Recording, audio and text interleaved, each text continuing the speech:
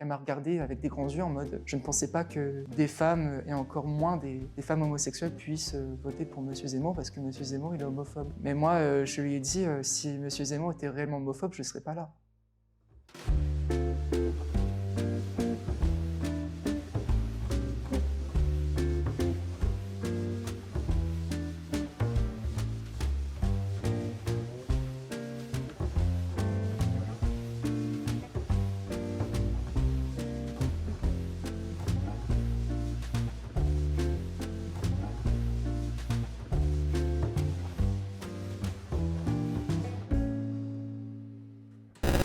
Bonjour, je m'appelle Mathilde, j'ai 24 ans et je suis militante au parti Reconquête à Paris. J'ai grandi dans une famille où mes parents avaient tendance à voter à droite. Bon, bien sûr, quand j'étais enfant, adolescente, forcément la politique ne m'intéressait pas jusqu'au moment où j'ai acquis l'âge adulte. Et puis quand j'ai eu 19 ans, j'ai eu la possibilité pour la toute première fois de ma vie de voter pour les présidentielles, donc c'était en 2017.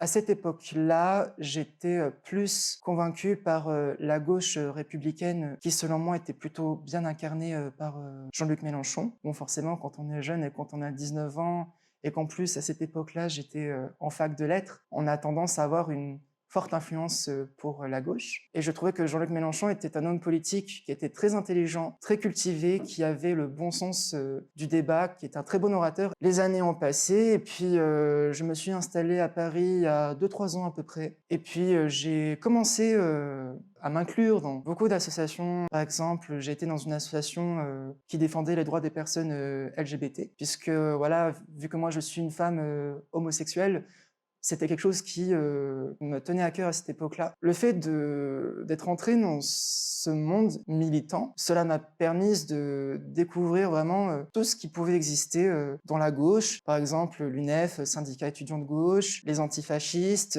les personnes qui sont pro-immigrationnistes, qui sont pour la régularisation des sans-papiers, les personnes queer, donc les personnes qui incarnent la communauté LGBT, en sachant que queer en anglais, si je dis pas de bêtises, ça veut dire bizarre. Après, il y a eu une autre cause à laquelle j'étais très sensible, c'était le féminisme. Du coup, j'ai commencé à m'inclure dans des collectifs qui défendaient le droit des femmes, l'égalité entre les hommes et les femmes. De ce moment-là, j'ai commencé évidemment à faire des manifs, à faire des collages. Je faisais partie notamment d'un collectif qui collait des slogans dans tout Paris, ces fameux slogans avec des lettres peintes en noir sur des feuilles blanches A4. Il y avait beaucoup cette notion d'intersectionnalité qui était très présente, pas seulement que dans les collectifs LGBT, mais qu'il y avait aussi chez les féministes dans lesquelles je faisais partie, ce qui faisait qu'on participait à des manifestations diverses et variées. Notamment, je me souviens, celles où on défendait la cause des migrants, des sans-papiers.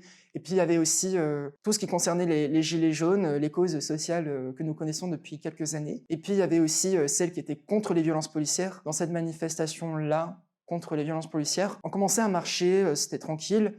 Et puis on commençait à balancer des slogans du style flic, violeur, assassin, ou encore le kérosène, c'est pas pour les avions, c'est pour brûler les flics et les assassins. Sous l'effet de groupe, évidemment, comme on dit en sociologie, j'ai au début balancé ces slogans-là, moi aussi, et j'en suis pas très fier avec le recul. Je dirais que c'est un des premiers moments où j'ai commencé à me dire il y a un souci. Il y a eu aussi ces moments où il y avait notamment ces journées internationales des droits de la femme. Là aussi, j'étais également avec les colleuses féministes. On s'est déplacé vers la statue au plein centre de la place de la République. Quand on est arrivé, on a vu debout sur cette statue des femmes abolitionnistes, donc des femmes qui étaient contre la prostitution. Sur le côté, je voyais des antifas qui les insultaient, leur balançaient des œufs, c'était mais d'une violence. Là encore, j'en suis pas fier non plus, parce que quand on est dans un collectif qui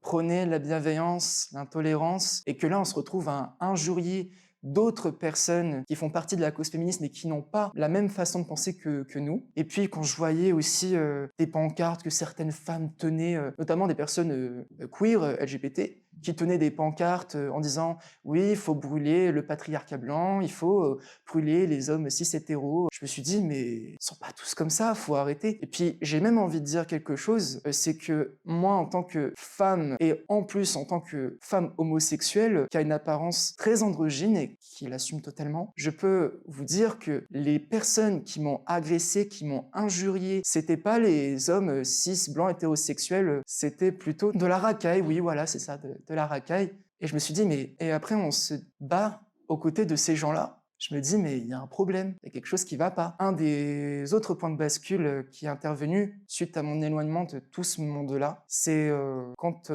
j'ai appris qu'Éric Zemmour se présentait à l'élection présidentielle. Et là, je me suis dit, tiens, il va se passer quelque chose d'intéressant. Alors bien évidemment, vu que je suis une ancienne gauchiste, je me disais que M. Zemmour était raciste, que M. Zemmour était homophobe, que M. Zemmour était méchant par rapport aux étrangers, qui voulait virer tous les étrangers. Mais je me suis dit, il faut aller au-delà de tout ça. Et c'est là où j'ai commencé petit à petit à adhérer à ces propositions. Parce que j'ai compris que l'enjeu principal, surtout au vu du contexte social et économique de notre pays, que c'était super important de penser à nous, les Françaises et les Français, et de tout faire pour sauver notre pays. Là, le déclic final est arrivé le jour où j'ai décidé d'adhérer à Reconquête. Je me suis pointé du coup au meeting de Lille et j'étais très agréablement surprise de la façon dont j'ai été reçue parce que quand on m'a bassiné dans le camp opposé en me disant les gens de la droite radicale, ils sont pas gentils, ils sont méchants, ils sont violents, et quand je vois sur le terrain que l'équipe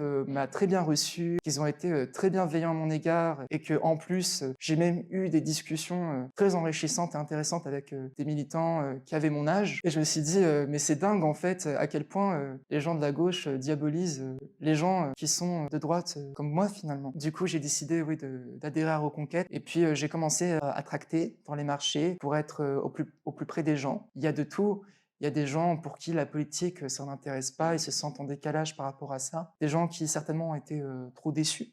Il y avait des gens qui voilà, étaient de gauche, soit qui me le faisaient comprendre gentiment en disant ah moi je vote pour Monsieur Mélenchon, ou ah moi je suis pour Jadot. Puis en passant aussi par des insultes, voilà. Par exemple, moi dans mon cas, je me suis pris par exemple jeune nazi, voilà. J'ai eu une qui m'a regardé de haut en bas, qui a compris que voilà, j'étais une femme homosexuelle, et du coup qui m'a regardé en me disant mais vous votez Zemmour? Bah moi je lui dis bah bien sûr je vais voter Éric Zemmour, et elle m'a regardé avec des grands yeux en mode je ne pensais pas que des femmes et encore moins des femmes homosexuelles puissent voter pour Monsieur Zemmour parce que Monsieur Zemmour il est homophobe. Mais moi je lui ai dit si Monsieur Zemmour était réellement homophobe je serais pas là. J'aimerais finir par un proverbe allemand que j'aime beaucoup qui disait que dire la vérité c'est se forger une très mauvaise réputation. Ce qui expliquerait finalement pourquoi Éric Zemmour est si décrié qu'il déchaîne les passions finalement.